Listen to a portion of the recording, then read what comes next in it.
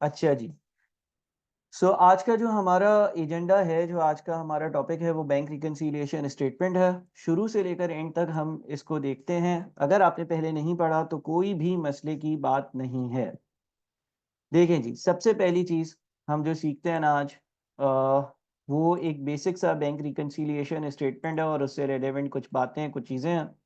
ठीक है जी, ये एक्सेल फाइल भी आप लोगों को साथ-साथ मिल जाएगी, तो आपने ये परवाह नहीं करनी कि हम नोट कर रहे हैं या नहीं कर रहे।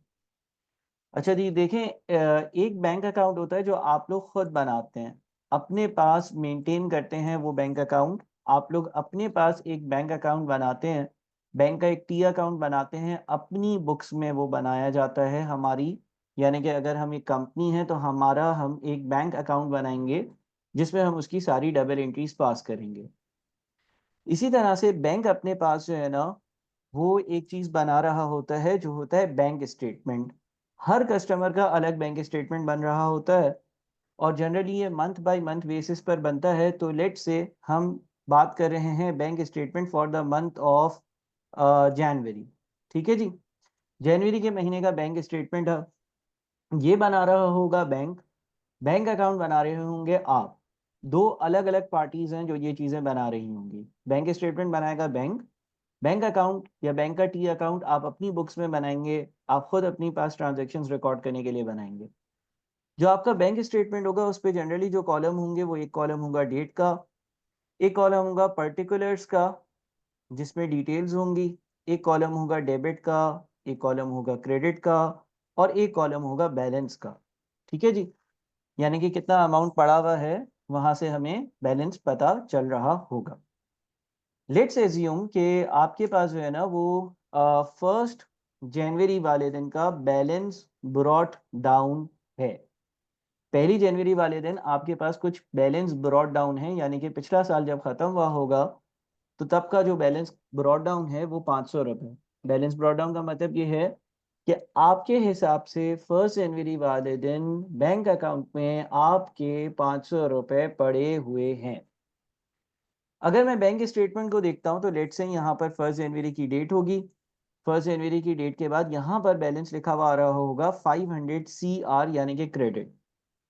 अगर बैंक स्टेटमेंट में सी आर यानी कि क्रेडिट लिखा हुआ आ रहा है तो इसका मतलब ये है कि आपके पैसे बैंक में पड़े हुए हैं और ये एक पॉजिटिव बैलेंस है। यानी कि आपके हिसाब से आपके बैंक अकाउंट में 500 रुपये पड़े हुए हैं और बैंक भी यही कह रहा है कि आपके 500 रुपये हमारे पास पड़े हुए हैं, हमारे पास पड़े हुए हैं आपके 500 रुपये। ठीक है जी। अच्छा, अब एक सिंपल सी डबल एंट्री लेट से सेकेंड जनवरी को एक ट्रांजेक्शन कंडक्ट हुई और वो ये ट्रांजेक्शन थी कि रिसीव्ड लेट से रिसीव्ड रुपीज 700 फ्रॉम मिस्टर ए। आम हालात में अगर हम इस तरह से पैसे किसी से रिसीव करते हैं तो उसकी जो डबल एंट्री होती है, अच्छा मैं ये एज्यूम कर रहा हूँ सारी ट्रांजैक्शंस चेक से हो रही हैं, तो ये है receive rupees 700 from cheque from receive rupees 700 by cheque from mister A. ठीक है जी। तो हम अपने पास डबल एंट्री पास करेंगे, बैंक अकाउंट डेबिट 700 और मिस्टर ए का जो भी अकाउंट होगा वो हमारा एक रिसीवेबल होगा, उसको हम क्रेडिट कर देंगे 700 से। हम अपने पास सेकेंड जनवरी वाले दिन ये ट्रांजैक्शन यहाँ पे रिकॉर्ड कर देंगे, सेकेंड जनवरी मिस्टर ए, और साथ में लिख देंगे 700 रुपये। अच्छा देखिए, जब कोई चेक से हमें पेमेंट करता है ना, हमारे पास आता है, बोलता है ये लें 700 रुपये का चेक, मैंने आपको 700 रुपये देने थे, ये लें आप 700 रुपये। तो आप उससे चेक ले लेते हैं, आप अपने पास डबल एंट्री पास कर लेते हैं, अपने अकाउंटिंग रिकॉर्ड्स में 700 रुपये जो है वो डेबिट साइड पर लिख लेते हैं।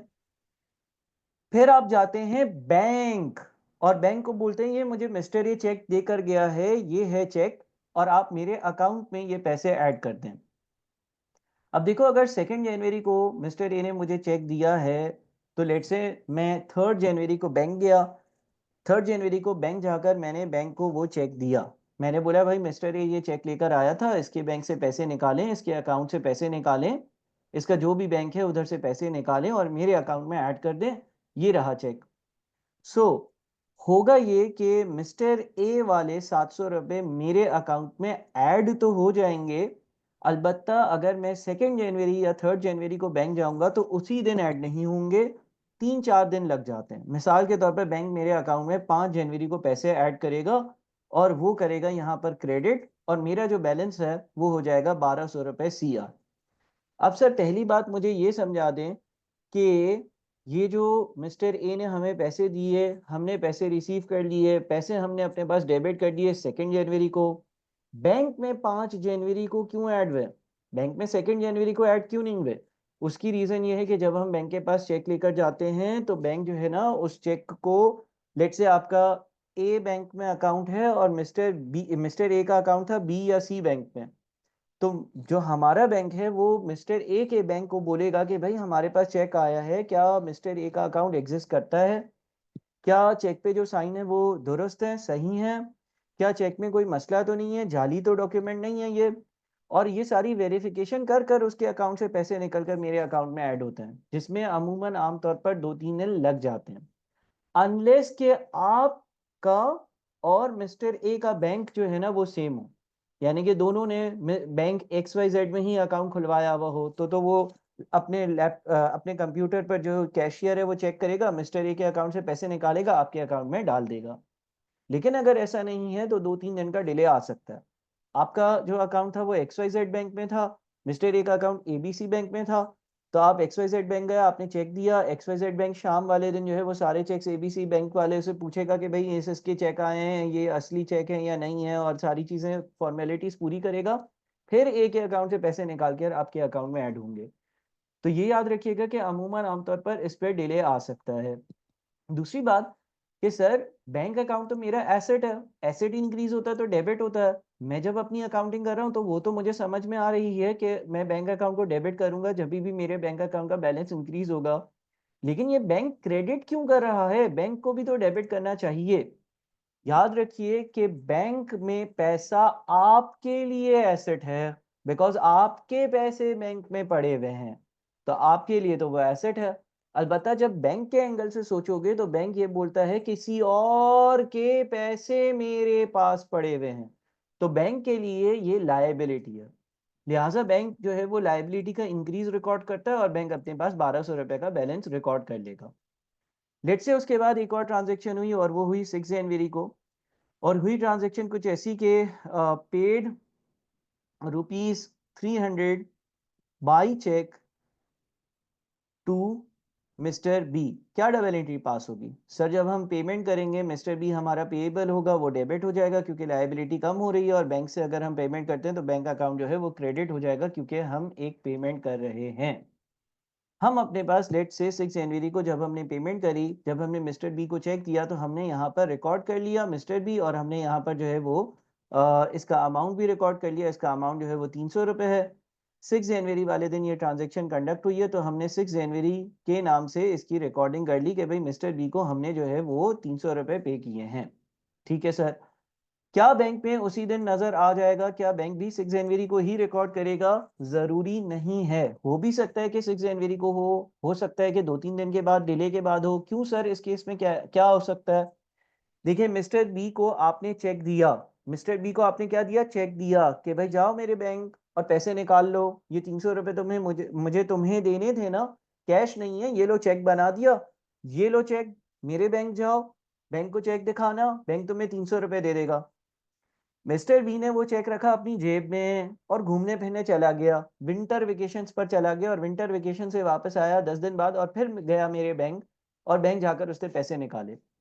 लेट्स से ये 18 जनवरी को बैंक गया, 18 जनवरी को बैंक जाकर बैंक को बोला कि भाई आप जो है ना पैसे निकाल कर और मुझे 300 रुपये इनके अकाउंट से देने।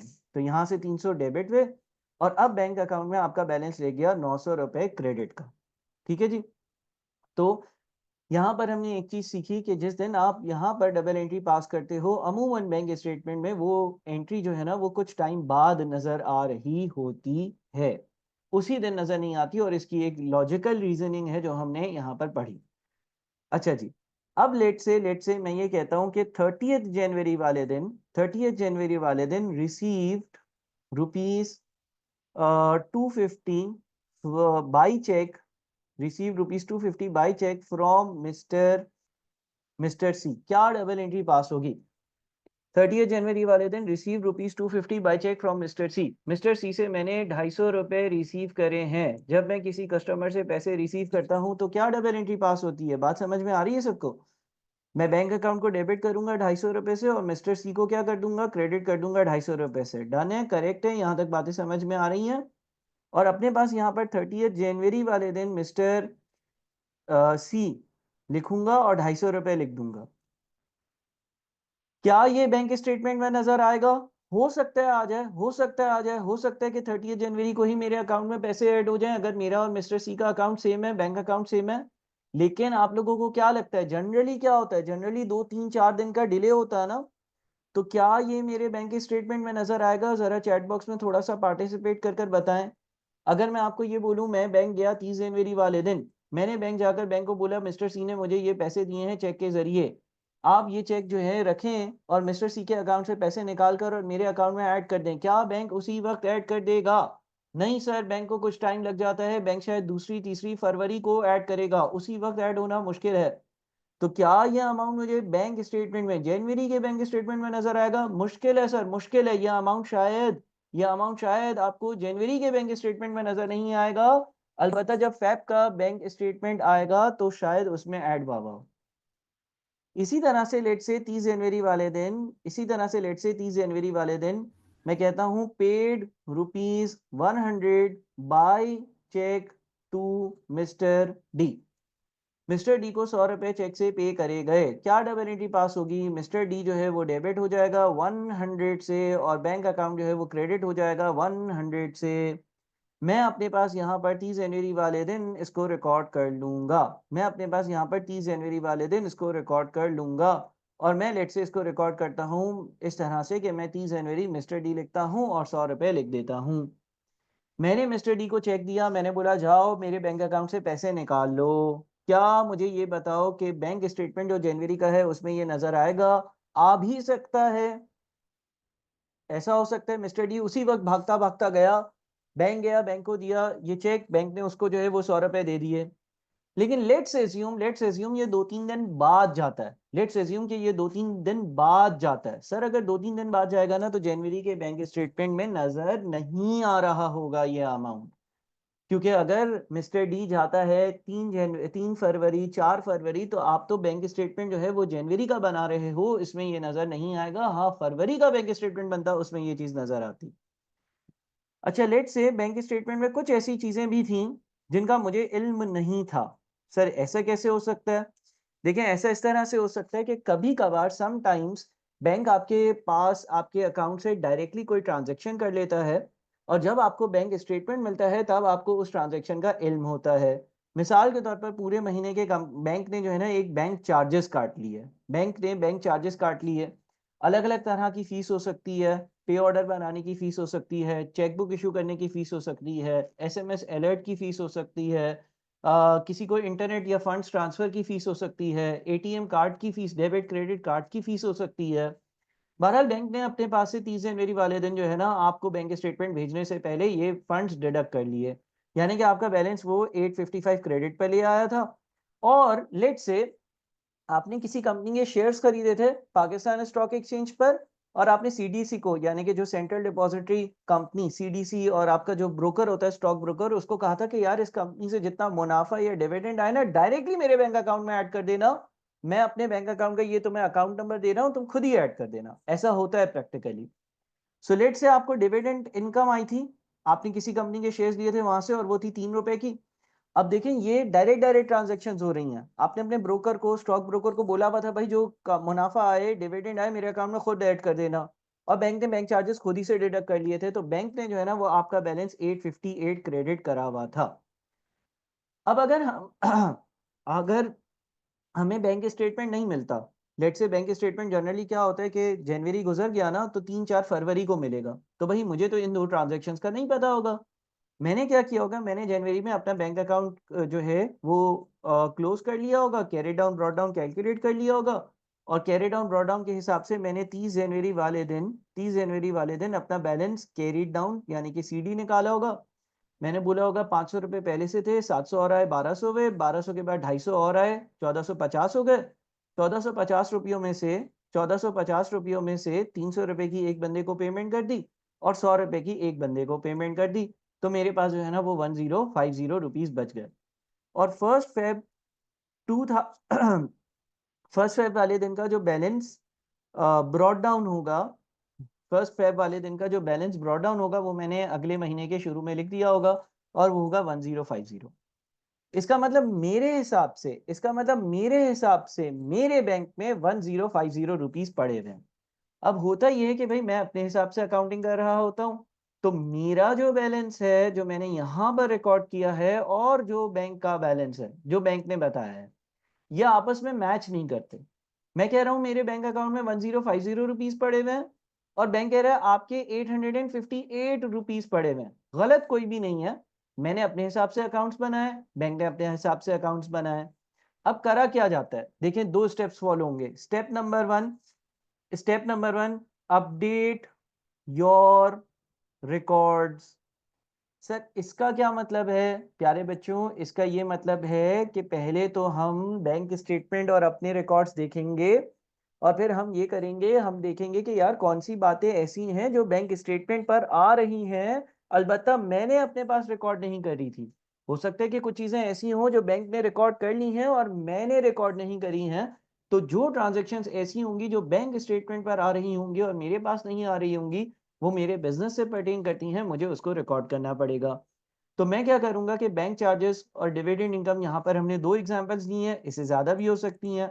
वो चीजें जो बैंक स्टेटमेंट पर हैं बट मेरे रिकॉर्ड्स में नहीं है, वो चीजें जो बैंक स्टेटमेंट में नजर आ रही हैं मगर मेरे कैश बुक में या बैंक अकाउंट में नजर नहीं आ रही हैं, उनको मैं रिकॉर्ड करूंगा।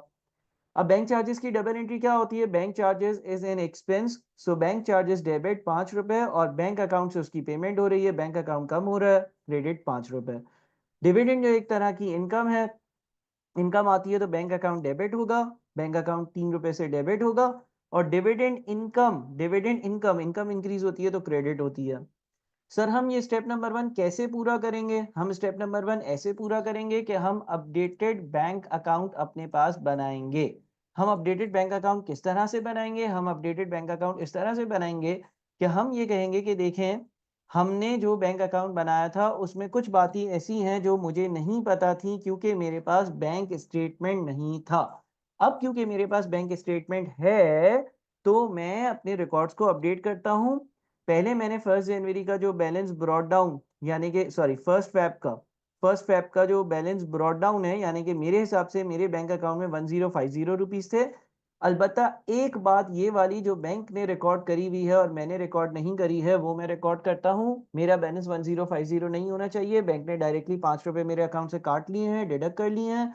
तो यहाँ पर जो है वो एक बैंक चार्जेस भी आने चाहिए, तो फर्स्ट फेब वाले दिन मैं यहाँ पर बैंक चार्जेस की एंट्री पास करूंगा।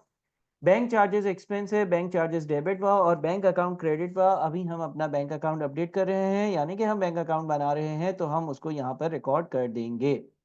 और रिकॉर्डिंग होगी भाई कितने रुपए से, 5 रुपए से। इसके बाद एक और चीज की जो रिकॉर्डिंग है वो क्या है, वो है हमारी डिविडेंड इनकम। डिविडेंड इनकम क्या है, डिविडेंड इनकम जो है, अच्छा एक मिनट, हाँ बिल्कुल सही कह रहे हैं आप।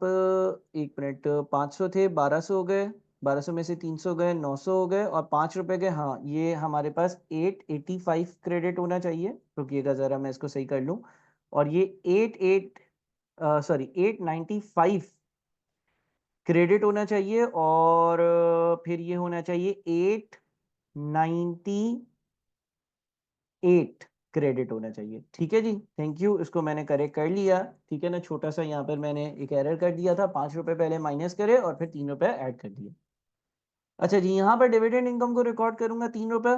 अब मैं अपने रिकॉर्ड्स को अपडेट कर चुका हूँ, वो ट्रांजेक्शन्स मैंने रिकॉर्ड कर ली जो बैंक अकाउंट ने, वो ट्रांजेक्शन्स मैंने रिकॉर्ड कर ली जो बैंक स्टेटमेंट पर, वो ट्रांजैक्शंस मैंने रिकॉर्ड कर ली जो बैंक स्टेटमेंट पर थी, लेकिन मैंने रिकॉर्ड नहीं करी थी क्योंकि मुझे उसके बारे में इल्म नहीं था, नॉलेज नहीं थी। अब मैंने अपना नया फर्स्ट फेब वाले दिन जो है ना वो बैलेंस कैरी डाउन और ब्रॉड डाउन निकाल लिया और वो होगा आपका 1053 में से आप माइनस कर दें 5 रुपए और ये आपके पास फर्स्ट फेब का बैलेंस आ गया, बैलेंस ब्रॉड डाउन और वो है 1048। ठीक है जी, तो स्टेप नंबर वन आपने क्या किया, अपने अपने अकाउंट्स को, अपने रिकॉर्ड्स को अपडेट किया है।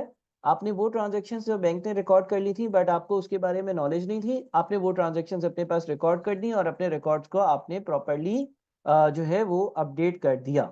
ठीक है जी। तो ये हमारा पहला काम होता है और हमने जो है वो अपने रिकॉर्ड्स को अपडेट कर लिया। अब मेरे हिसाब से मेरे बैंक अकाउंट में 1048 रुपीस होने चाहिए, लेकिन अभी भी ये अकाउंट्स दोनों मैच नहीं कर रहे, टैली नहीं कर रहे। अब देखिए, एक रीजन तो ये थी कि कुछ बातें जो बैंक ने रिकॉर्ड करी हैं वो मैंने रिकॉर्ड ही नहीं करी हैं, मैंने वो रिकॉर्ड कर ली। कुछ चीजें ऐसी हैं जो मैंने रिकॉर्ड करी हैं लेकिन बैंक ने रिकॉर्ड नहीं करी है। मिसाल के तौर पर मुझे मिस्टर सी से पैसे आए, मैंने 250 रुपये से अपना बैलेंस बढ़ा दिया था, लेकिन बैंक में वो रिकॉर्ड नहीं हुआ क्योंकि बैंक 3-4 दिन बाद रिकॉर्ड करेगा। मिसाल के तौर पर मैंने मिस्टर डी को पैसे दिए थे, मैंने अपने पास से माइनस करे हुए हैं, लेकिन बैंक ने इसको माइनस नहीं करा हुआ। क्यों? क्योंकि मिस्टर डी अभी बैंक गया ही नहीं है, 2-3 दिन बाद 4 दिन बाद जाएगा तब बैंक माइनस करेगा। लेकिन ये जो दो डिफरेंस आ रहे हैं ना, इसको गौर से सुनिएगा, ये टेम्परेरी डिफरेंस है, परमानेंट डिफरेंस नहीं है। ऐसा नहीं है हमेशा के लिए मेरा और बैंक अकाउंट का ये जो है ना डिफरेंस रहेगा। ये टेम्परेरी डिफरेंस है, कुछ वक्त का डिफरेंस है। यानी कि 2-4-5 दिन गुजरेंगे तो सी भी बैंक में पैसे ऐड करवा देगा और डी बैंक से पैसे निकलवा भी लेगा, तो वो दोनों ट्रांजेक्शन रिकॉर्ड हो जाएंगी। अब अगला स्टेप हमारा क्या होगा? हमारा जो फाइनल स्टेप होगा यानी कि स्टेप नंबर 2 जो होगा वो ये होगा कि हम जो है ना वो अपना बैंक रिकंसिलिएशन स्टेटमेंट बनाएं। बैंक रिकंसिलिएशन स्टेटमेंट क्या होता है सर? बैंक रिकंसिलिएशन स्टेटमेंट एक स्टेटमेंट होता है। बैंक रिकंसिलिएशन स्टेटमेंट जो है ना वो एक स्टेटमेंट होता है, एक डॉक्यूमेंट होता है जिस पर हम ये लिख देते हैं कि भाई मेरे और बैंक के बीच में जो डिफरेंसेस आ रहे हैं वो क्यों आ रहे हैं। ना मैं गलत हूँ, ना मैं गलत हूँ, मैं 1048 पर सही हूँ क्योंकि जो जो चीज़ें होनी चाहिए मैंने रिकॉर्ड करी हैं। ना बैंक गलत है, बैंक 898 पर बिल्कुल सही है क्योंकि जो जो चीज़ें बैंक के साथ हुई वो बैंक ने रिकॉर्ड करी हैं। फिर भी डिफरेंस आ रहा है, ये एक आम बंदे को समझाने के लिए ये डॉक्यूमेंट बनाया जाता है। इस डॉक्यूमेंट का हरगिज ये मतलब नहीं होता कि मैं सही था और बैंक गलत था या बैंक गलत था और मैं सही था। बस ये रीजन होता है इस डॉक्यूमेंट बनाने का कि हम लोगों को ये बता सकें कि दोनों के बीच में जो अमाउंट का डिफरेंस आ रहा है वो क्यों आ रहा है, उसकी क्या रीजंस थी। तो सर इसको कैसे हम जो है वो बैंक रिकंसिलिएशन स्टेटमेंट को बनाते हैं? दो फॉर्मेट्स हैं। एक फॉर्मेट है कि आप balance as per bank statement से स्टार्ट करें। Balance as per bank statement कितना है? वो 898 है। आप बोले देखिए भाई हमारा बैंक जो है ना हमें 898 का बैलेंस बता रहा है, इसमें आप क्या कर दें, इसमें आप ऐड कर दें uncredited deposits. Sir uncredited deposits क्यों? अनक्रेडिटेड डिपॉजिट्स का मतलब यह है कि वो अमाउंट जो बैंक ने अभी तक क्रेडिट नहीं करे, अनक्रेडिटेड डिपॉजिट। क्यों डिपॉजिट? क्योंकि मैंने जाकर चेक डिपॉजिट करा था कि जमा करो। अनक्रेडिटेड डिपॉजिट का मतलब ये है कि ये जो सी वाले पैसे मैं ऐड कर चुका हूं लेकिन बैंक ने अभी तक इसको ऐड नहीं किया। ऐड ना करने की रीजन ये है कि बैंक में जो है वो 2-3 दिन 4 दिन वेरिफिकेशन के लिए लेता है। तो जब मैं बैंक रिकंसिलिएशन स्टेटमेंट बनाऊंगा for the month of January, ये याद रहे for the month of January हम बैंक रिकंसिलिएशन स्टेटमेंट बना रहे हैं, तो अगर कोई अनक्रेडिटेड डिपॉजिट होगा वो यहाँ पर हम ऐड कर देंगे। हम लोगों को बताएंगे कि देखें भाई हम दोनों के बीच में डिफरेंस आ रहा था। एक डिफरेंस तो इसलिए था कि एक अमाउंट ऐसी है जो 898 में एडेड नहीं है अभी। अभी यानी कि 30 जनवरी, जनवरी के आखिरी दिन बैंक ने उसको अपने पास ऐड नहीं किया। अलबत्ता बैंक कुछ दिनों में उसको ऐड कर लेगा। Less uncredited unpresented cheques. Unpresented cheques का मतलब ये है कि किसी ऐसे XYZ ABCD बंदे ने पैसे नहीं निकाले, मैंने डी को चेक दिया, मैंने अपने पास से माइनस कर लिया, डी अभी तक बैंक नहीं गया, वो कुछ टाइम में बैंक जाएगा और फिर पैसे ले जाएगा। अभी उसने माइनस नहीं करे, कुछ टाइम बाद वो माइनस करेगा, निकाल लेगा पैसे। जब वो निकाल लेगा, देखिए अभी बैलेंस ये है, जब सी के पैसे बैंक में ऐड हो जाएंगे तो वो 250 से बढ़ जाएंगे। जब डी पैसे निकाल लेगा तो बैंक का बैलेंस 100 से कम हो जाएगा।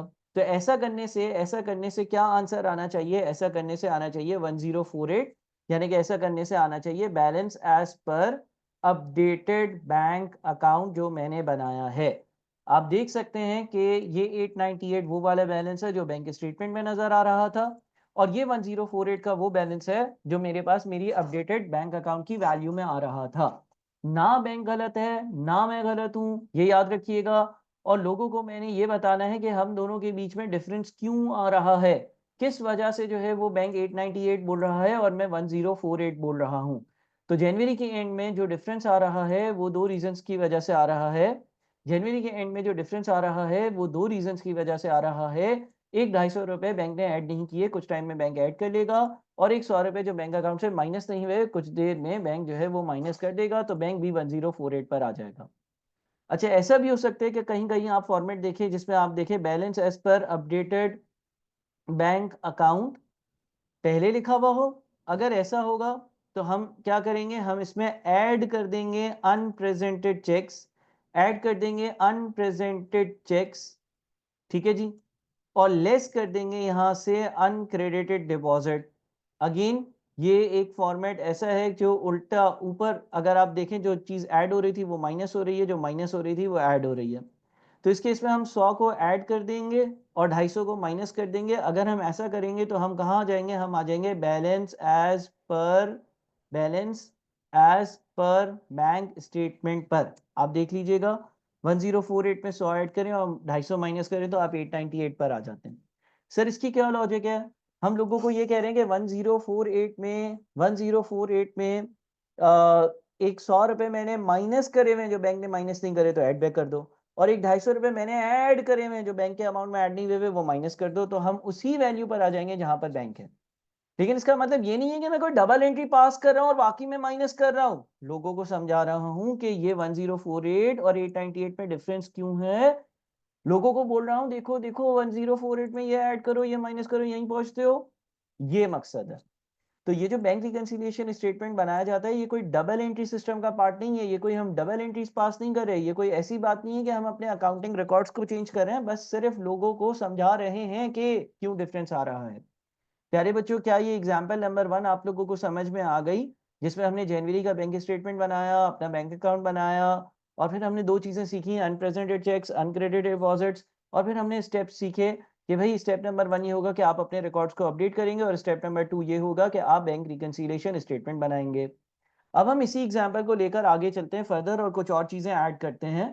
और मैं यहीं से जहां से मैंने पहला जो है वो आपको एग्जाम्पल को एंड किया वहीं से स्टार्ट करूंगा।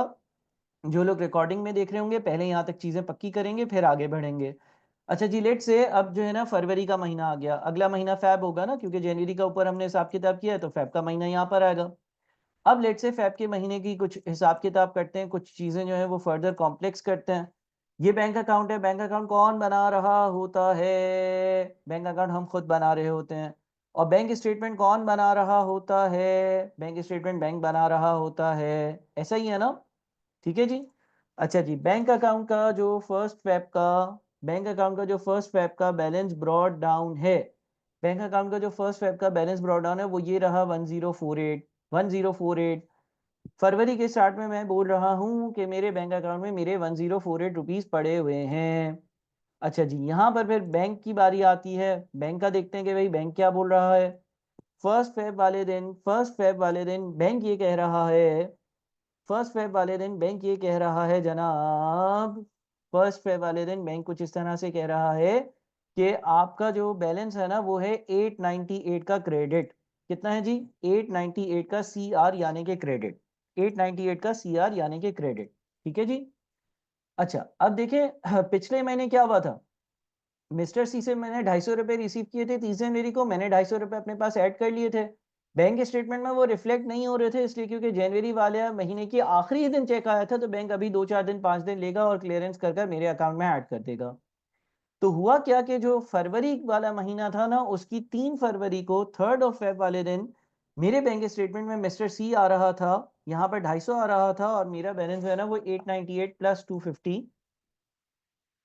898 प्लस 250 यानी कि 1148 सी आर शो हो रहा था।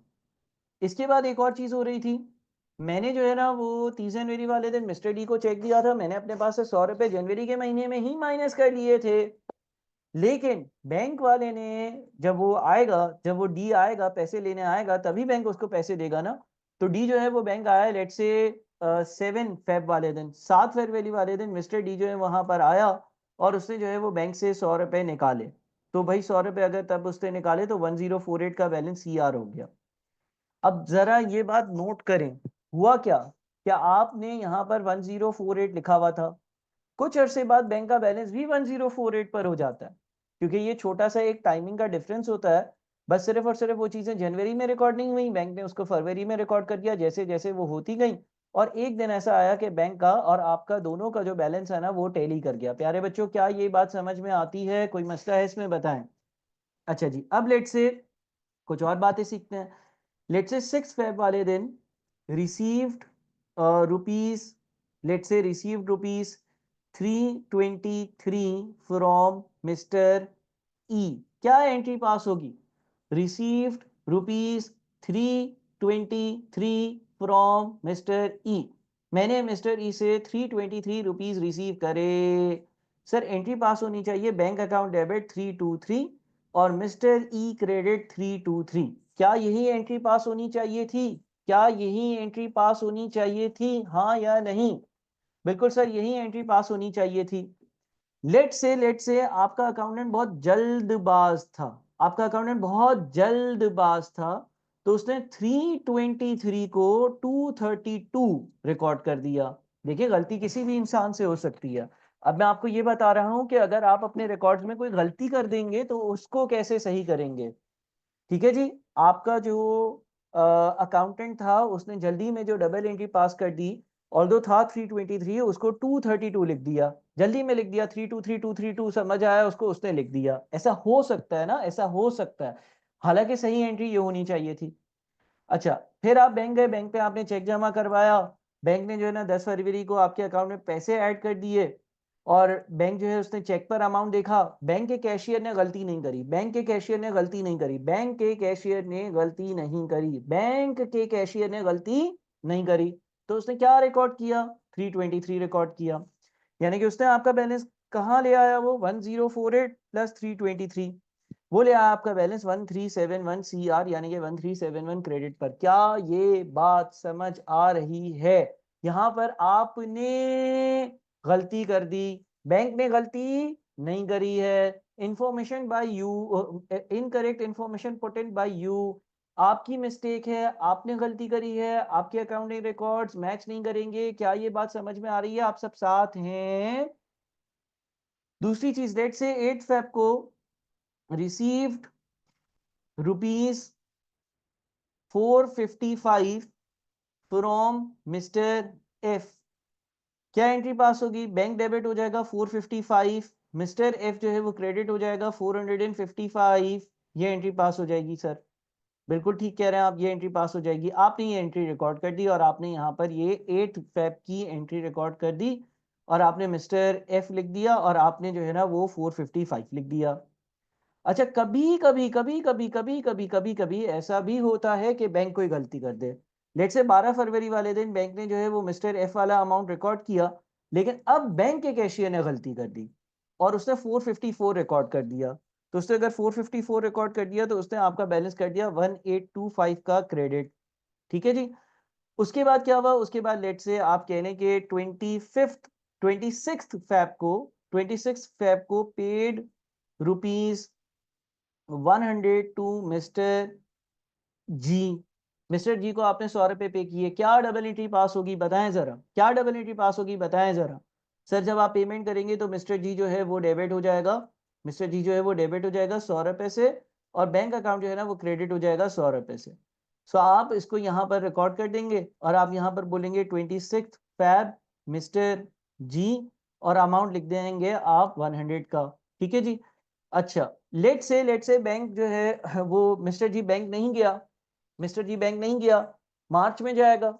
मार्च में जाएगा तो क्या होगा? मार्च में जाएगा ना तो फैब के बैंक स्टेटमेंट में वो चीज नजर नहीं आ रही होगी। प्यारे बच्चों, क्या मेरे साथ हो सब? तो फैब का हम बैंक स्टेटमेंट बना रहे हैं, फैब के बैंक स्टेटमेंट में ये चीज नजर ही नहीं आ रही थी। अच्छा हाँ, 28 फरवरी वाले दिन, 28 फरवरी वाले दिन जो है ना वो कोई इलेक्ट्रिक बिल पे हुआ था डायरेक्टली। ठीक है ना। कभी कभी ऐसा होता है, कभी कभी ऐसा होता है कि आप बैंक को बोल देते हो कि भाई ये मेरा जो है ना वो इलेक्ट्रिक के बिल का अकाउंट नंबर है, जितना बिल आया आप डायरेक्टली खुद ही पे कर देना। तो बैंक ने जो है वो आपका इलेक्ट्रिक का बिल खुद ही पे कर दिया।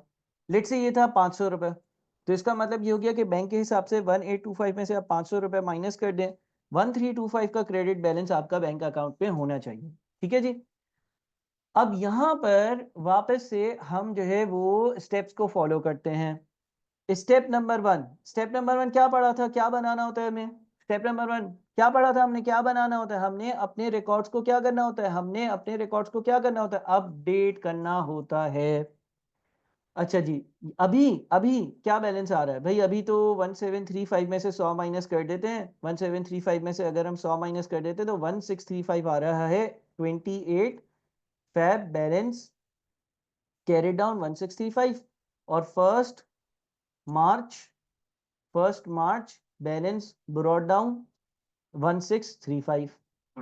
ठीक है जी, अभी ये आ रहा है। अच्छा जी, आपने जो है वो अपना आपने जो है वो अपना बैंक अकाउंट बनाया। आपने जो है वो अपना बैंक अकाउंट बनाया आपने जो है वो अपना बैंक अकाउंट बनाया और आपने इस रिकॉर्ड को अपडेट करना होता है ना। बैंक अकाउंट को अपडेट करते हैं ना। अपडेटेड बैंक अकाउंट, पहले तो मैं अपने रिकॉर्ड्स को अपडेट करता हूँ। बताएं बैलेंस ब्रॉट डाउन यानी कि शुरू कहाँ से करूंगा? सर शुरू आप करेंगे 1635 से। 1635 से शुरू करेंगे। अब बताओ क्या क्या रिकॉर्ड होगा? अब बताओ क्या क्या रिकॉर्ड होगा? एज्यूम कर लो सवाल आपको डेटा देता है कि एरर मिल गया। ठीक है जी, देखो सवाल में लिखा हुआ है कि आपने ड्यूरिंग द ईयर कोई XYZ एरर किया था, उसकी डिटेल दे दी कि भाई बैंक मिस्टर ई से 323 का चेक आया था और उसको 232 के हिसाब से रिकॉर्ड कर दिया है। अब आप लोग मुझे बताएं कि अपडेटेड बैंक अकाउंट में क्या क्या एंट्रीज पास होंगी? क्या सिर्फ वही एंट्रीज पास होंगी जो बैंक स्टेटमेंट पर नजर आ रही हैं और मेरे पास नहीं है? क्या सिर्फ वही एंट्रीज पास होंगी? एक तो इलेक्ट्रिसिटी का बिल है, इलेक्ट्रिसिटी के बिल की डबल एंट्री क्या होगी? Electricity bill expense debit bank account credit, electricity bill expense debit bank account credit. तो एक तो सर ये रिकॉर्ड होगा, और जब ये रिकॉर्ड होगा तो ये इलेक्ट्रिसिटी का एक्सपेंस है, इलेक्ट्रिसिटी एक्सपेंस आएगा सर। एक तो ये पक्की बात है, 100% कंफर्म है। ठीक है जी।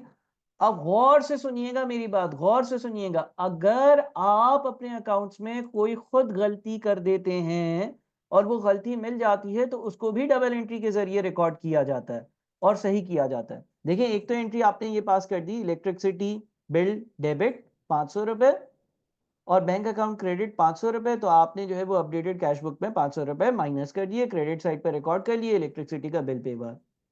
दूसरा क्या है? दूसरा ये है कि आपने डबल एंट्री ये पास करनी थी। याद रखें, ये पास करनी थी। ठीक है ना? सही एंट्री क्या पास करनी थी? सही एंट्री क्या पास करनी थी? सही एंट्री पास करनी थी बैंक डेबिट 323, मिस्टर ई क्रेडिट 323। ये सही एंट्री पास करनी थी, सही एंट्री पास करनी थी। लेकिन क्या ये एंट्री पास करी है? नहीं। हमने क्या एंट्री पास करी है? हमने तो 232 से एंट्री पास कर दी है।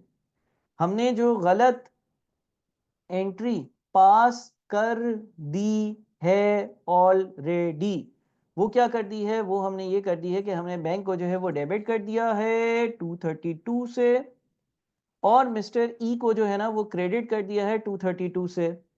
देखें ये एंट्री पास करनी चाहिए थी, सही एंट्री ये है। दुरुस्त बात यह है कि 323 से बैंक अकाउंट को इंक्रीज करना था और मिस्टर ई को क्रेडिट करना था।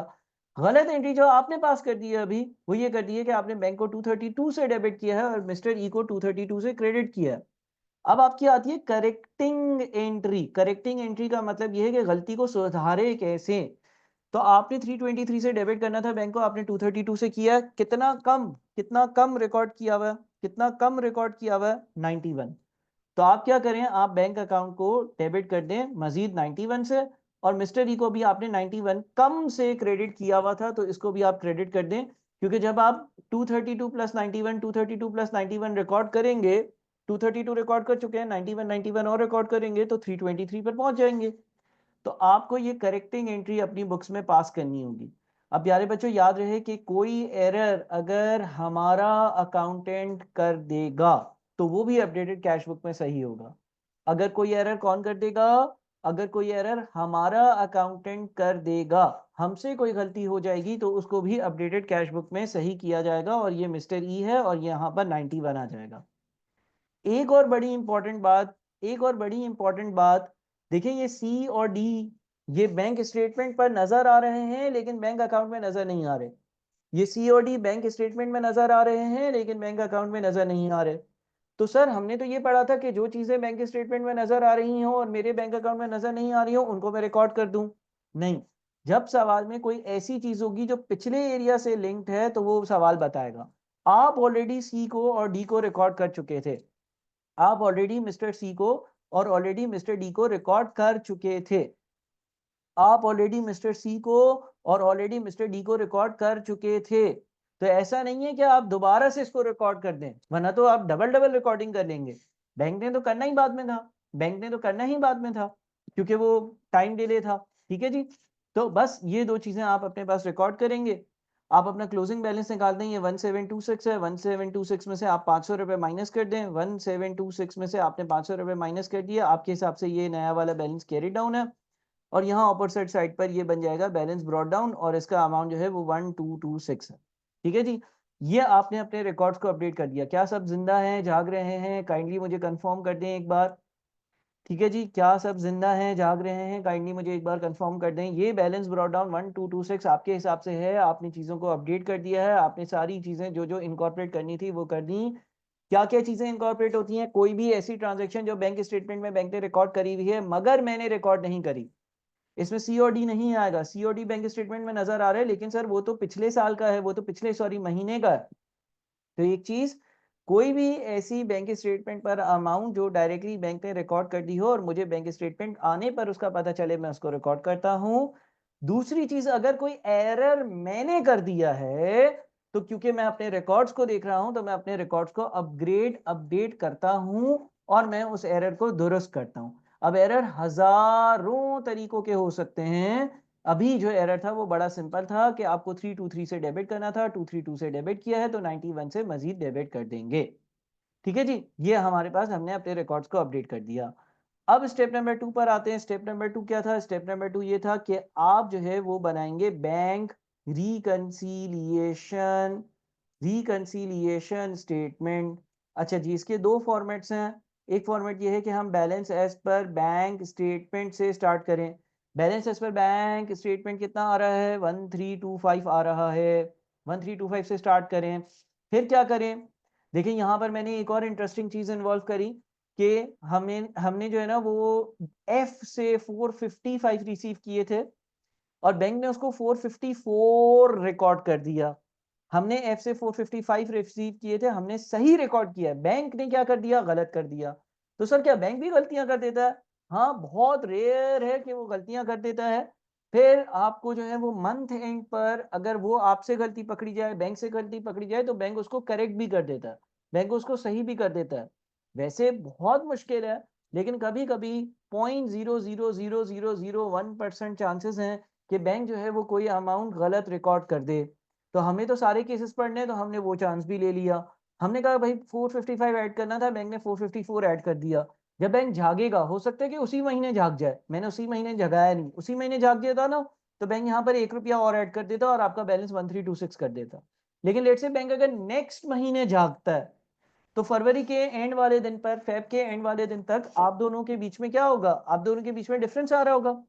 तो आप यहां पर क्या करोगे? अब बैंक को ये 454 नहीं, ये 455 करना चाहिए था। बैंक ने क्योंकि इसको गलती से 454 रिकॉर्ड कर दिया तो ये 1825 बना दिया, हालांकि ये 1826 होना चाहिए था। तो 1325 सही नहीं है, इसमें add error impact not corrected till end of Feb by bank.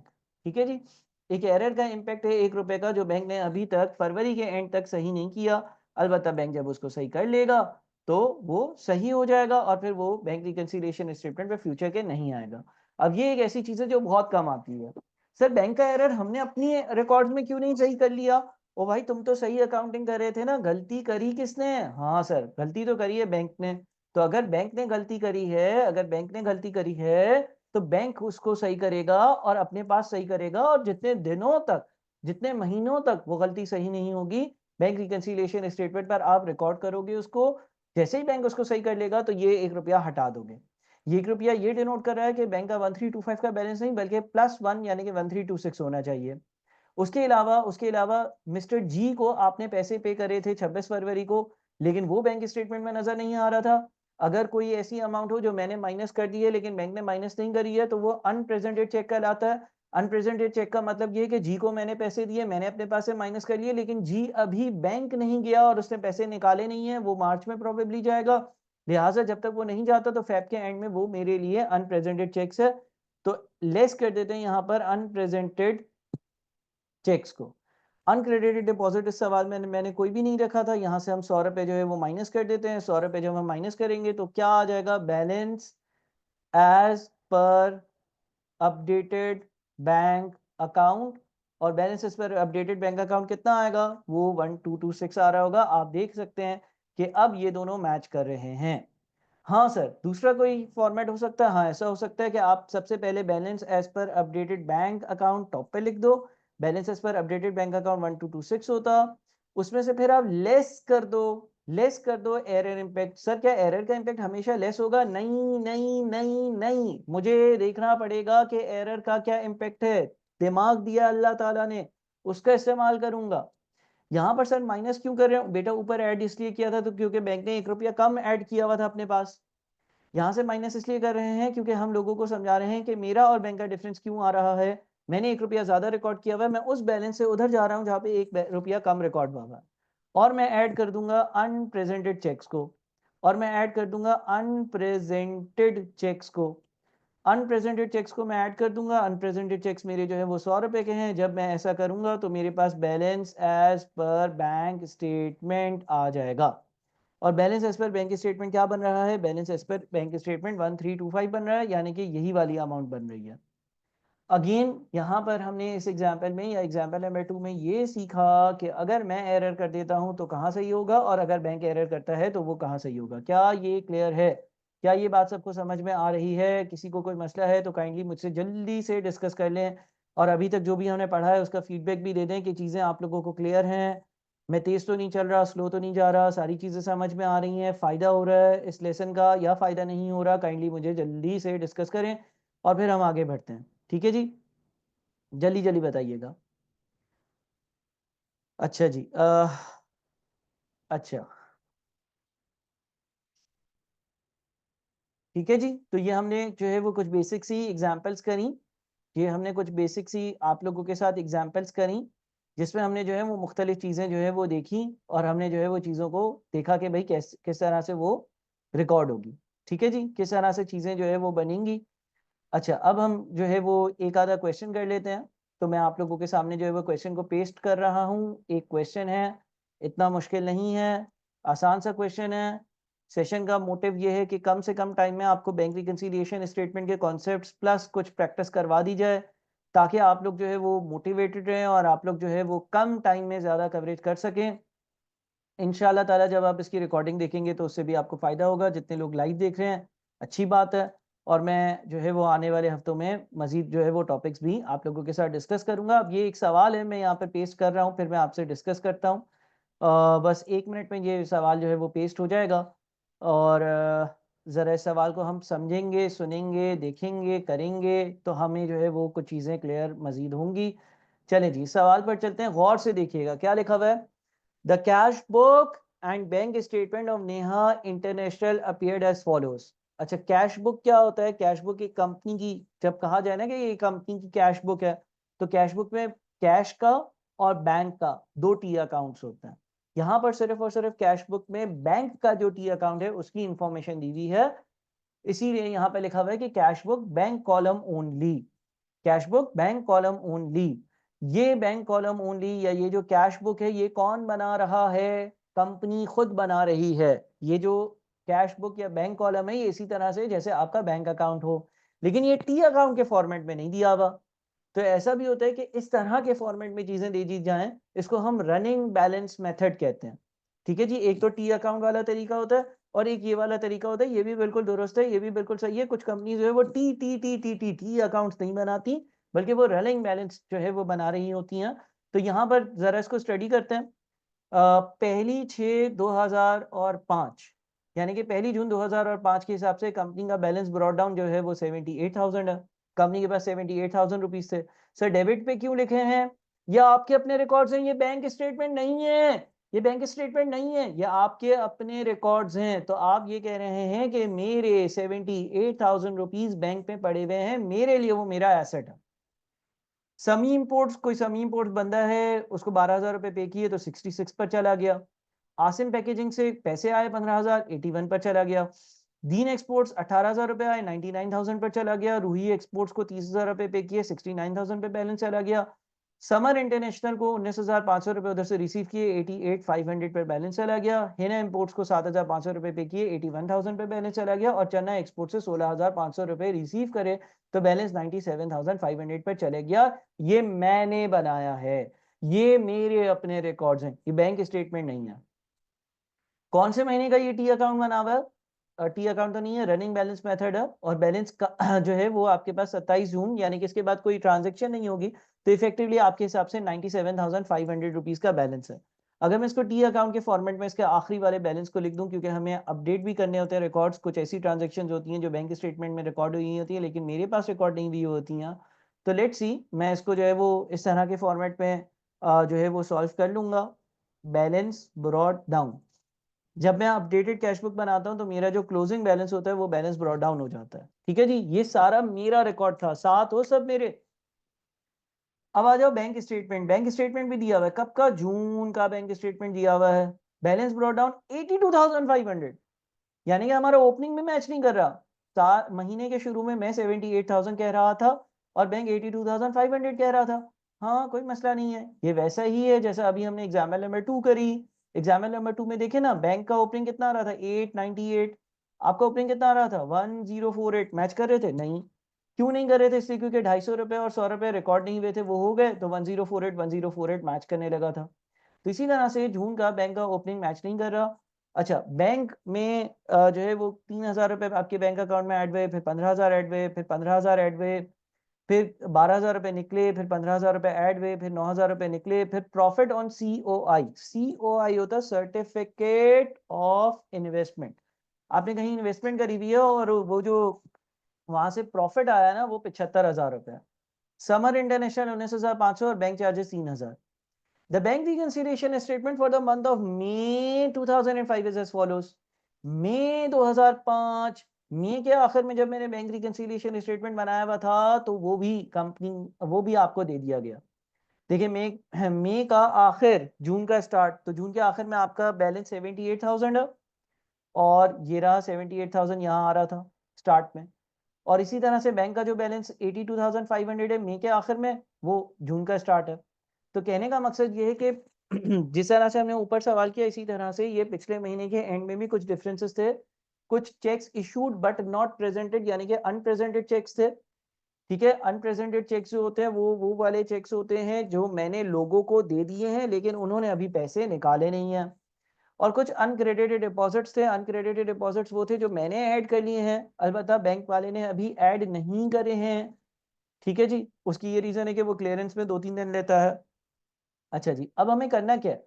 अब हमें बनाना है prepare bank reconciliation statement as at 30 June. लेकिन जब हम बैंक रिकंसिलिएशन स्टेटमेंट बनाएंगे तो इनहेरेंट उसूली बात यह है कि मैं अपने बैंक अकाउंट को करूंगा अपडेट करूंगा। ठीक है जी। अच्छा, अब जरा इसके लिए मैं जो है ना वो कुछ मार्किंग्स करता हूं आपके साथ साथ। ठीक है ना, हम कुछ चीजों को मार्क करते हैं किस तरह से होगा ये। देखें, सबसे पहले हम ये देख लेते हैं कि भाई दोनों ने क्या क्या चीजें रिकॉर्ड कर ली हैं। दोनों ने क्या क्या चीजें रिकॉर्ड करी हैं, इसका मतलब ये है कि देखिए, जो आपके पास समी इंपोर्ट्स है, समी इंपोर्ट्स को आपने 12,000 रुपए दिए, आपने माइनस कर ली है। हाँ, हमने माइनस कर ली है। क्या बैंक ने भी माइनस कर लिए? बैंक से समी इंपोर्ट्स के नाम से कोई वैल्यू माइनस होती हुई नजर आ रही है? हाँ, बैंक ने भी माइनस कर लिया। तो ये बैंक ने भी रिकॉर्ड कर लिया है और मैंने भी रिकॉर्ड कर लिया। जब दोनों ने रिकॉर्ड कर लिया तो अनप्रेजेंटेड चेक नहीं है, अनक्रेडिटेड डिपॉजिट नहीं है। ऐसा नहीं है मैंने किया बैंक ने नहीं किया, बैंक ने किया मैंने नहीं किया, ऐसी कोई कहानी नहीं है। अच्छा, उसके बाद आसिम पैकेजिंग। आसिम पैकेजिंग से मुझे 15,000 रुपए आए, मैंने अपने पास ऐड कर लिए। क्या बैंक वाले ने भी मेरे पास ऐड कर लिए मेरे रिकॉर्ड्स में? आसिम पैकेजिंग पे चलते हैं भाई, आसिम पैकेजिंग पे चलते हैं, बैंक स्टेटमेंट पर आसिम पैकेजिंग, हाँ दोनों ने रिकॉर्ड कर लिया, काट दो। काट इसलिए दो कि अगर दोनों ने रिकॉर्ड कर लिया ना तो इसकी वजह से तो कुछ भी नहीं होगा ना, अगर दोनों सारी चीजें रिकॉर्ड करते तो कुछ डिफरेंस ही नहीं आता। फिर दीन एक्सपोर्ट से 18,000 रुपये मुझे रिसीव है, 18,000, और यहाँ पर भी दीन एक्सपोर्ट्स आ रहा है, तो ये 18,000 यहाँ से काट दिया, यहाँ से भी 18,000 काट दिया। उसके बाद फिर रूही एक्सपोर्ट्स को मैंने 30,000 रुपीज पे करे, रूही एक्सपोर्ट्स को मैंने 30,000 रुपीज पे करे, ये मुझे बैंक स्टेटमेंट में नजर नहीं आ रहा। इसका मतलब मैंने किसी को पेमेंट करी, वो अभी तक बैंक नहीं गया, वो जून में भी नहीं, जुलाई में पैसे निकालेगा, जुलाई में पैसे निकालेगा, यानी कि ये अनप्रेजेंटेड चेक होगा। ठीक है जी, तो इसको जो है हम हाईलाइट कर लेते हैं। ये एक डिफरेंस की रीजन है, ये एक ऐसी चीज है जिसकी वजह से डिफरेंस आ रहा है चीजों में। सही है जी, इसकी वजह से मेरा बैंक का जो बैलेंस है वो मैच नहीं करेगा। अच्छा, समर इंटरनेशनल 19,500, क्या समर इंटरनेशनल बैंक में भी रिकॉर्ड हुआ है? दोनों ने रिकॉर्ड किया हुआ, तो 19,500 बैंक ने भी माइनस किया हुआ है और मैंने भी यहाँ पर रिकॉर्ड किया हुआ है, डन हो गया। हिना इंपोर्ट्स को मैंने 7,500 रुपए पे करे हैं, क्या वो मेरे बैंक स्टेटमेंट से भी माइनस हुए हैं? नहीं हुए, बैंक स्टेटमेंट से भी माइनस नहीं हुए, यानी कि ये वो चीज है जिसकी वजह से डिफरेंस आएगा। किसी को मैंने पैसे दे दिए हैं, मैंने माइनस कर दिया, लेकिन बैंक ने अभी माइनस नहीं किया। चना एक्सपोर्ट्स, चना एक्सपोर्ट से 16,500 रुपए आए, मैंने ऐड कर दिए, बैंक में ऐड हुए? नहीं, बैंक में ऐड नहीं हुए, बैंक में ऐड नहीं हुए, यानी कि इसको हम क्या करें, इसको हम हाईलाइट कर देते हैं इसलिए क्योंकि ये वो चीज है, किसी से पैसे आए, मैंने अपने पास ऐड कर लिए, बैंक स्टेटमेंट में अभी ऐड नहीं हुए, इसलिए क्योंकि बैंक कुछ दिनों बाद क्लियरेंस करता है, या बैंक जो है वो जब ऐड करेगा तो वो अगला महीना आ जाएगा, यानी कि जुलाई का महीना आ जाएगा। तो तीन चीजें ऐसी थी यहाँ से जो मैंने आइडेंटिफाई करनी। अब हम जाते हैं बैंक स्टेटमेंट पर। बैंक स्टेटमेंट में सबसे पहली अमाउंट जो आ रही है ना, वो आ रही है कमाल के नाम से। सर ऐसा तो नहीं है कि मैंने बैंक को बोला वो कमाल भाई आएंगे तो वो पैसे जमा करवाएंगे? जब बैंक स्टेटमेंट आया मुझे पता चला बैंक में पैसे ऐड हुए हैं, ये वो चीज है जो बैंक ने रिकॉर्ड करी हुई है, मैंने रिकॉर्डिंग करी हुई इसलिए मैं ऐड कर दूं? नहीं, रुक जाओ, अभी नीचे पिछले महीने के एंड का बैंक रिकंसिलिएशन स्टेटमेंट भी तो देखो। बैंक रिकंसिलिएशन स्टेटमेंट पर वो चीजें होती हैं जो मैंने रिकॉर्ड कर ली थी लेकिन बैंक ने रिकॉर्ड नहीं करी थी, बिकॉज वो बंदा बैंक के पास एक महीने बाद आया। तो मई के एंड में कमाल का एक अनक्रेडिटेड डिपॉजिट आ रहा था, यानी कि ये अमाउंट मैंने अपने पास रिकॉर्ड ऑलरेडी कर ली थी, लेकिन बैंक में मई के महीने में नहीं रिकॉर्ड हुई थी। अलबत्ता अब अलबत्ता अब यानी कि जून के महीने में बैंक ने भी रिकॉर्ड कर ली है। वही टाइमिंग डिफरेंस वाली बात चल रही है। अच्छा, सुमन के 15,000 रुपए बैंक ने मेरे अकाउंट में ऐड करे हुए हैं, क्या यहाँ पर बैंक रिकंसिलिएशन स्टेटमेंट पर आ रहे हैं? बिल्कुल आ रहे हैं। इसका मतलब सुमन से जो 15,000 रुपए आए थे मैं रिकॉर्ड कर चुका था मई के महीने में, बैंक अकाउंट में मई में रिकॉर्ड नहीं हुए थे, बैंक अकाउंट में जून के महीने में रिकॉर्ड हुए, और क्योंकि वो जून के महीने में रिकॉर्ड हुए तो अब डिफरेंस नहीं आएगा, अब दोनों ने रिकॉर्ड करनी है। ठीक है जी, अच्छा जी। उसके बाद फिर सुमन, ये काट देते हैं, ठीक है। अच्छा, उसके बाद फिर बीटा, बीटा के 9,000 रुपए माइनस हो रहे हैं, तो क्या मैं कर चुका हूँ माइनस? हो सकता है मैंने पिछले महीने माइनस कर दिए, बिल्कुल। बीटा के 9,000 रुपए मैंने पिछले महीने ही माइनस कर दिए थे, तभी पिछले महीने के एंड के बैंक रिकंसिलिएशन स्टेटमेंट में आ रहे थे और बैंक अकाउंट से अब माइनस हो गए। अच्छा, उसके बाद profit on certificate of investment, ये जनरली वो चीज होती है जो उसी वक्त बैंक ने ऐड करी है, ये वो चीज है जो बैंक ने रिकॉर्ड कर ली है लेकिन मैंने रिकॉर्ड नहीं करी थी, मैं अब अपने रिकॉर्ड्स को अपडेट करके रिकॉर्ड करूंगा। और फिर बैंक चार्जेस, और फिर बैंक चार्जेस, तो ये दो ट्रांजेक्शन जो है ना वो मैं अपने पास रिकॉर्ड करूंगा। ये वो दो ट्रांजेक्शन हैं जो बैंक स्टेटमेंट में नजर आ रही हैं, ये वो दो ट्रांजेक्शन हैं जो बैंक स्टेटमेंट में नजर आ रही हैं लेकिन मेरे रिकॉर्ड्स में नहीं है। तो मैं अपने पास यहाँ पर एक तो profit on certificate of investment की डबल एंट्री होगी, bank account debit, profit credit, तो ये मेरी एक इनकम है। Profit on certificate of investment, profit on certificate of investment कितना है? 75,000 रुपए है, 75,000 रुपीज। अच्छा, उसके बाद फिर क्या है? बैंक चार्जेस, बैंक चार्जेस की डबल एंट्री होती है, bank charges expense debit bank account credit, तो यहाँ पर मैं बैंक चार्जेस रिकॉर्ड करूंगा, बैंक चार्जेस हो जाएंगे 3,000 के। अब इसको मैं अगर कंप्लीट करूं तो ये 172,500, 172,500, 75,000 का ही प्रॉफिट आया था ना, बहुत ज्यादा आ गया। ठीक है जी, तो जी balance carried down, balance carry down कितना होगा 172,500 माइनस 3,000 और यहाँ पर आपके पास आ जाएगा बैलेंस ब्रॉड डाउन और बैलेंस ब्रॉड डाउन कितना होगा 169,500। ठीक है जी, ये क्या हुआ, ये मैंने अपने रिकॉर्ड्स अपडेट कर लिए, ये मैंने वो ट्रांजैक्शंस रिकॉर्ड कर ली जो बैंक स्टेटमेंट पे नजर आ रही थी बट मैंने रिकॉर्ड ही नहीं करी थी। इसके बाद क्या बनता है, इसके बाद बनता है बैंक रिकंसिलिएशन स्टेटमेंट। क्या यहाँ तक चीजें समझ में आ रही हैं आप लोगों को? बैंक रिकंसिलिएशन स्टेटमेंट पर हम लिख सकते हैं balance as per bank statement. ठीक है जी, balance as per bank statement कितना है, balance as per bank statement में है 204,000 204,000। और जब हम इसमें सारी एडजस्टमेंट्स कर देंगे ना तो हम balance as per updated cash book पर या balance as per updated bank account पर पहुंच जाएंगे। अच्छा, क्या क्या रिकॉर्ड करेंगे? इसमें देखें, सबसे पहले तो रूही एक्सपोर्ट्स को मैंने 30,000 रुपए की पेमेंट करी, मैं अपने पास माइनस कर चुका था बैंक अकाउंट से, अभी माइनस नहीं हुए, अभी जून है, मैंने उसको जून में चेक दिया, शायद वो जुलाई में क्लियर हो, तो एक टाइमिंग डिफरेंस है। तो क्या होगा कि मैं balance as per bank statement पर हूं लेस अनप्रेजेंटेड चेक्स, वो चेक्स जो लोगों को मैं दे चुका हूं लेकिन लोगों ने मेरे बैंक वाले को प्रेजेंट नहीं करे, जैसे ही वो प्रेजेंट करेंगे तो वो पैसे माइनस हो जाएंगे मेरे बैंक अकाउंट से। 30,000 ये हो गया। अच्छा, 30,000 के बाद 7,500 भी आपके पास जो है ना वो अनप्रेजेंटेड चेक्स में आएगा। अच्छा, उसके बाद फिर ऐड क्या होगा सर, ऐड हो जाएगा अनक्रेडिटेड डिपॉजिट्स। अनक्रेडिटेड डिपॉजिट्स क्या होता है, वो अमाउंट जो मैंने अपने पास ऐड कर ली है, अलबत्ता बैंक थोड़ी बहुत वेरिफिकेशन कर कर ऐड करेगा, वो 16,500। अच्छा जी, क्या ऐसा करने से, क्या ऐसा करने से 169,500 आना चाहिए और आ रहा है? ये तो नहीं आ रहा है, कोई मसला हो गया क्या? बिल्कुल एक मसला है। मसला क्या है भाई? देखें, ये तो इस स्पेसिफिक महीने के अनप्रेजेंटेड चेक्स और अनक्रेडिटेड डिपॉजिट्स हैं। ठीक है, इसकी वजह से तो डिफरेंस आया होगा। ये 30,000 और 7,500 माइनस नहीं हुए, कुछ टाइम में माइनस होंगे, 2,04,000 कम हो जाएगा। 16,500 मैंने ऐड कर दिए, बैंक ने अभी ऐड नहीं किए, बैंक भी इसमें जो है वो 16,500 कुछ टाइम में ऐड कर देगा तो बढ़ जाएगा। अलबत्ता पिछला महीना जब खत्म हुआ था, जब पिछला महीना खत्म हुआ था तब मैंने एक बैंक रिकंसिलिएशन स्टेटमेंट बनाया था और उस बैंक रिकंसिलिएशन स्टेटमेंट में मैंने कुछ चीजें ऐसी हाईलाइट करी थी जो मैंने रिकॉर्ड करनी है, बैंक ने रिकॉर्ड नहीं करी। अब ये पूरा महीना खत्म हो गया, इस पूरे महीने में भी जब मैंने अपना बैंक स्टेटमेंट देखा तो कुछ चीजें ऐसी थी जो इस महीने भी बैंक में रिकॉर्ड नहीं हुई हैं। और वो चीजें क्या है, वो है JB and company and flash company. ये दो लोग ऐसे थे जिनको मैंने तो मई में चेक दे दिया था और मैंने मई में ही रिकॉर्ड कर लिया था, बैंक ये मई में भी नहीं गए, रिकॉर्ड नहीं हो सका बैंक के पास, जून में भी नहीं गए। तो सर ये कैसे लोग हैं, क्या ये जुलाई में या अगस्त में जाएंगे? चेक की वैलिडिटी होती है 6 मंथ्स। अगर मैं किसी को पेमेंट का, अगर मैं किसी को चेक देता हूं तो वो 6 महीने में कभी भी जा सकता है और बैंक से पैसे निकाल सकता है।